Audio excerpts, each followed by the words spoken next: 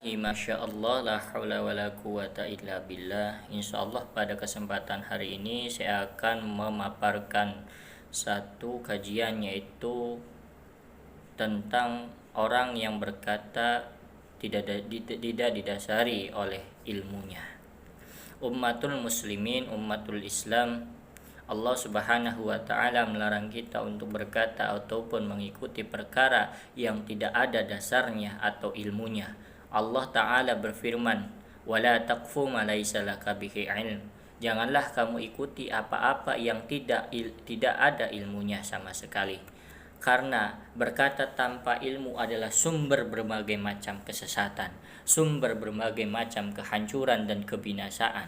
Allah subhanahu wa ta'ala berfirman dalam surat Al-A'raf ayat 33, Qul innama harrama rabbi fawahis ma dhahara minha wa ma batan wal ithma wal baghya bighairil haqq wa an tusriku billah ma lam yunazzil bihi sultana wa an taqulu 'alallahi ma la ta'lamun. Di situ Allah menyebutkan tentang keharaman-keharaman. Allah mulai dari yang terkecil, kemudian naik level menjadi yang besar, dan yang besar dan yang paling besar lagi.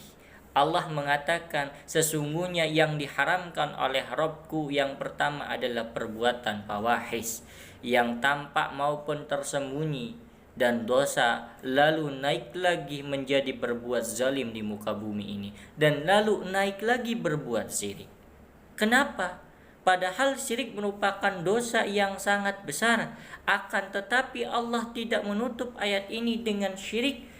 Allah menutup ayat ini dengan firman-Nya, dan kamu berkata atas Allah dengan tanpa ilmunya. Para ulama menyebutkan mengapa Allah menutup ayat tersebut dengan berkata tanpa ilmu. Karena berkata tanpa ilmu adalah tiang kesesatan. Karena semua kesesatan berasal daripada berkata tanpa ilmu. Seorang berkata maupun berucap sesuatu dalam agama, lalu kemudian dia mengatakan ini halal, ini haram, padahal tidak ada dalil dari syariat Allah. Sesungguhnya dia telah berdusta atas nama Allah subhanahu wa ta'ala. Na'udzubillahi thumma na'udzubillahi min dzalik. Allah pun berfirman, wala taqulu lima tu'ifu alsinatakumul kadhib hada halal wa hadal haram la taftaru 'ala Allahil kadhib. Janganlah kalian mengucapkan dengan lisan-lisan kalian dengan mensifati ini halal, ini haram, sehingga kalian pun berdusta atas nama Allah subhanahu wa ta'ala. Quran surat An-Nahl ayat 116.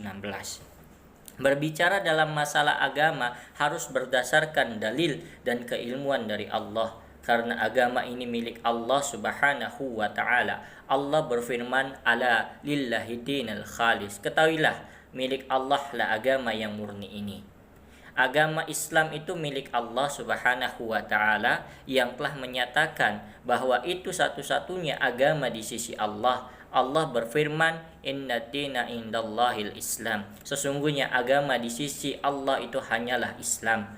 Karena agama ini milik Allah, maka siapapun yang ingin berbicara tentang agama ini, hendaklah ia mempunyai sifat burhan, mempunyai bukti dan dalil dari Allah subhanahu wa ta'ala.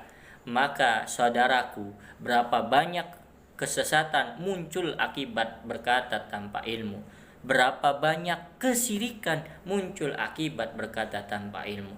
Berapa banyak kebid'ahan pun muncul akibat berkata tanpa ilmu. Bahkan kemaksiatan dihalalkan karena berkata tanpa ilmu. Berapa banyak kesirikan pun dilakukan karena berkata tanpa ilmu. Maka saudaraku, betapa buruk pengaruh terhadap berkata tanpa ilmu tersebut. Namun Nabi Shallallahu Alaihi Wasallam menghabarkan bahwa nanti di akhir zaman orang-orang bodoh yang tak paham ilmu tentang din ikut berbicara tentang agama. Rasulullah Shallallahu Alaihi Wasallam bersabda dalam hadis yang dikeluarkan oleh Ibnu Majah yang berbunyi, sayati 'alan nasi sawanatul khada'ah. Akan datang kepada manusia tahun-tahun yang penuh dengan penipuan, kata Rasul. yusaddaqu fiha al-kadhib wa yukadzabu fiha as-sadiq wa yu'tamannu fiha kha'in wa yukhawwanu fiha al-amin wa yantiqu fi marwabidha. Qila wa marwabidha qala ar-rajulu tafihu fi amril 'ammah, yang artinya orang yang berdusta dianggap jujur, orang yang jujur dianggap dusta, orang yang mempunyai amanah dianggap khianah, dan orang yang khianah diberi amanah dan akan berbicara wabidah. Ada salah satu para sahabat bertanya, siapa wabidah wahai Rasulullah? Kata Rasul, orang tapi berani berbicara dalam perkara besar, masalah-masalah yang berhubungan dengan keumuman manusia. Hadis riwayat Ibnu Majah. Kini lihat di zaman ini banyak para penuntut ilmu dan bahkan bukan penuntut ilmu berbicara tentang masalah agama dengan ra'yu mereka, dengan pendapat-pendapat mereka, lalu ia bangga dengan pendapatnya padahal sama sekali tidak ada atas dalil. La haula wala quwwata illa billah. Maka saudaraku, kita yang ingin keselamatan dari azab api neraka, kewajiban kita berhati-hati, ihdar.